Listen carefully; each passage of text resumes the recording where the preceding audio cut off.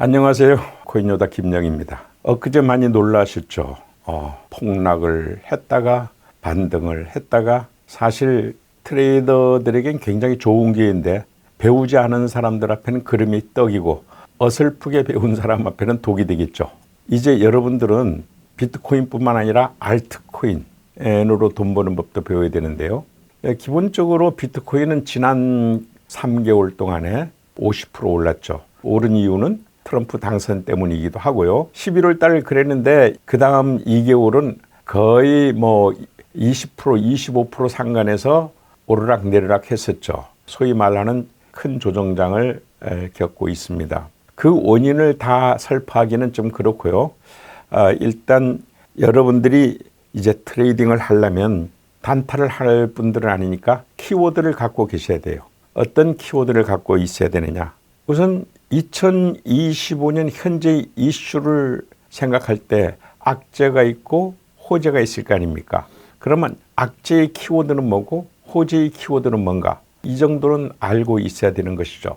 그렇다면 아까 말씀드렸듯이 10만 8천 원대에서 위로 막혀 있고 그 다음에 아래 9만 불대에서 밑으로 막혀 있는 그 와중에서 오르락 내리락 하고 있는 겁니다. 그러면 이것을 조금만 더 여러분들이 이제는 전문적으로 용어도 좀 써도 되나요? 위에는 강한 매도세, 테이커 매도세, 언리미티드 매도세, 눈에 안 보이는 매도세가 형성이 되어 있고요.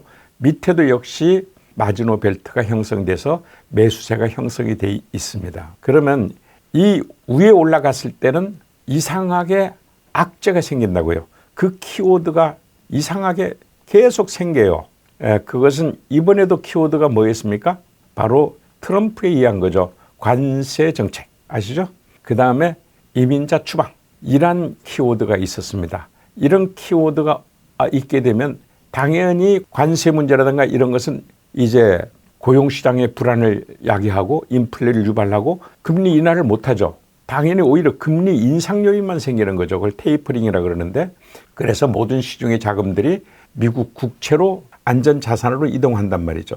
이런 비트코인 같은 경우는 위험자산으로 분류되어 있기 때문에 당연히 파는 세력이 우세할 수밖에 없는 구조를 갖고 있습니다. 그런 단기적인 악재가 중첩되어 있는 와중에서 장기적인 호재가 있는 거죠. 장기적인 호재의 키워드도 알아야죠. 트럼프가 미 연방 비축 자산으로 비트코인을 검토하라 라고 TF팀에게 얘기를 했죠. 그런데 이게 시장에서는 비트코인뿐만 아니고 가상자산에 대해서 비축자산 이렇게 얘기를 했기 때문에 이더리움이라든가 리플이라든가 솔라나라든가 이런 것이 다 기대를 했다가 그리고 또 실제로 트럼프가 그것을 검토하라고까지도 했거든요. 그래서 그런 보도가 나가자 올랐다가 갑자기 최근 보도가 비트코인만 하자 이렇게 돼버리니까 폭락했다가 다시 어느 정도 회복하고 있는 이렇게 키워드를 갖고 있으면요. 그 키워드에 따라서 이번엔 뭐 때문에 내려가고 있는가. 사실 여러분들이 뉴스를 알고 반응하지 못한다 그랬죠. 우리는 뉴스 없이도 반응할 수 있는 바로 시황지수를 갖고 있잖아요. 시황지수를 가지고 우리가 반응을 할 수 있다. 그러니까 기본적으로 지금 이번에 내려간 것을 가만히 한번 화면으로 보도록 하겠습니다. 엄청나게 지금 이제 떨어졌었어요. 여기서 이제 다시 반등을 하고 있긴 합니다. 반등을 하고 있는데 어쨌든 지금 이제 장기적으로 보게 되면 이 하방 안정성이 갖춰져 있어요. 왜 갖춰져 있느냐? 하방 안정성 이제 기관 투자자들이 ETF를 하려면 반드시 사야 되는데 사서 시장가가 높을 때 팔아야 되잖아요. 그런데 옛날에는 어떻게 샀느냐? 얼마 전까지만 해도 도매시장에서 싸게 샀거든요. 바로 마이크로 스트래티지사가 평단가가 6만 6천 불에 샀습니다. 그렇게 해서 8만 불, 9만 불 넘어가면서 소매로 다 팔았잖아요. 그게 주식에 놔두는 ETF입니다. 그런데 이젠 그게 안 된다고요. 왜? 그 파는 사람들이 초창기 고래들이었거든요. 110만 개를 팔았어요. 그러고 보니까 너무 싸게 팔았다는 자성이 든 거죠. 그래서 이제 소매시장에서 팔게 된다고요. 그런데 이들이 옛날에 소매시장에 왜 못 팔았느냐?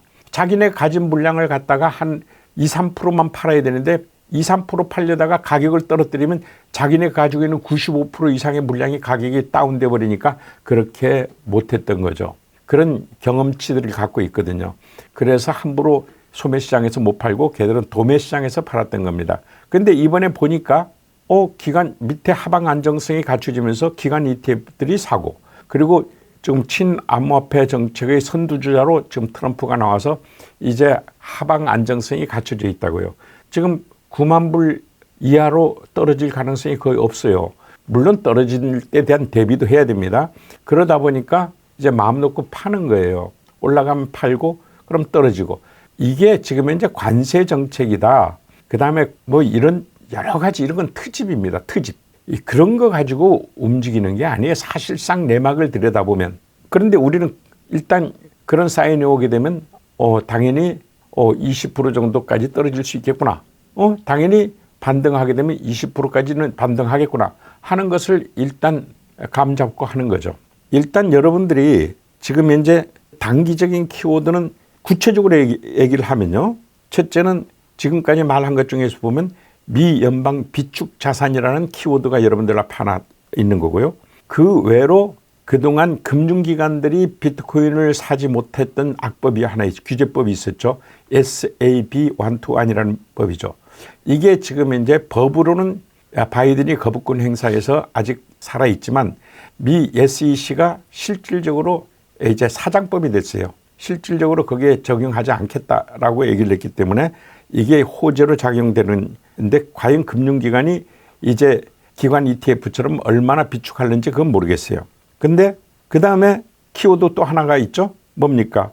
미 무역 관세 정책이죠. 캐나다, 멕시코, 중국에 대해서 관세 때렸고, 물론 어제는 캐나다하고 멕시코 관세는 한 달간 유예를 해줬습니다. 중국을 제외하고요. 그리고 미 이민 정책 아시죠?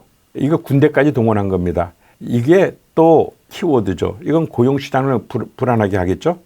이렇게 호재와 악재가 있는데 악재들은 다 단기적인 거라고 보시면 되고요. 호재는 장기적인 거라고 보면 됩니다. 그러니까 장기적인 호재가 있기 때문에 악재들이 마음껏 활개치는 것이고 그것을 갖다가 주로 고래들이 이용하고 있다. 이렇게 보시면 되겠습니다. 그러면 이것도 다시 한번 정리를 해보자고요. 이 정리를 해야 금년도의 전망이 나올 거 아니겠어요. 당장에 이런 악재들이 나왔을 때 시장평가는 어떻게 이루어지고 있고 그리고 단기 전망은 어떻게 된다는 걸 이해해야 되잖아요. 그럼 그게 우리가 아니면 이 시장에서 받아들일 때 가장 밑바탕에는 하방 안정성, 기관 ETF와 친암호화폐 정책이라는 하방 안정성이 있다고요. 여기에 대한 공감은 비트코인 투자하는 모든 분들이 다 공감하고 있고 이게 마지노 벨트를 형성하고 있거든요. 9만 불입니다. 기억하세요. 9만 불. 그리고 단기적인 지표로 항시 한 달에 한 번씩 나오는 것들이 있죠. 각종 통계입니다. 뭐 CPI, PPI, 물가지수, 그 다음에 비농업인 제외한 고용지수 이러한 것들이 단기적으로 계속 좀 나쁘게 나올 가능성이 커요. 인플레 지수 이런 것들이 계속 이제 가격을 떨어뜨리겠죠. 이런 문제들은 있지만 밑에가 안정돼 있다. 뿐만 아니고 그 결과로 FOMC도 열리죠. FOMC는 미 연준의 금리정책 회의잖아요. 이게 지금 금리정책이 예상대로 금리 인하될 가능성이 없어졌잖아요. 거의. 인플레가 오게 되면 금리는 인상시켜야 되고 테이퍼링을 통해서 시중의 자금을 흡수해야 되잖아요. 그래야 물가가 안정되는 거니까. 이런 문제들이 있기 때문에 단기적으로는 계속 악재들이 중첩돼 있다. 그러니까 여러분들이 예측을 할 때 물론 여러분들이 그걸 알고 그 발표를 보고 반응을 해서 트레이딩 한다는 건 말도 안 되는 거고요. 여러분들은 시황지수를 알고 있잖아요. 이걸 보고 이제 판단을 할 줄 알아야죠. 그러면 이걸 가지고 여러분들이 아까 같은 키워드, 하방 안정성, 그 다음에 각종 통계, 그 다음에 미 연준의 금리 정책, 그 다음에 관세 전쟁이라든가 심지어는 뭐 우크라이나 전쟁, 이스라엘 전쟁 이런 거 다 전쟁과 관련된 포함된 것들 영향을 미칩니다. 이런 것들을 꼭 기억해 두시기 바라고 여러분 스스로 많은 연구가 있어야 될 것 같습니다. 돈 벌 기회가 바로 내리막에도 있고 오르막에도 있습니다. 앞으로도 계속 관심을 가지고 지켜봐 줬으면 감사하겠습니다. 이상 코인여다 김영희였습니다.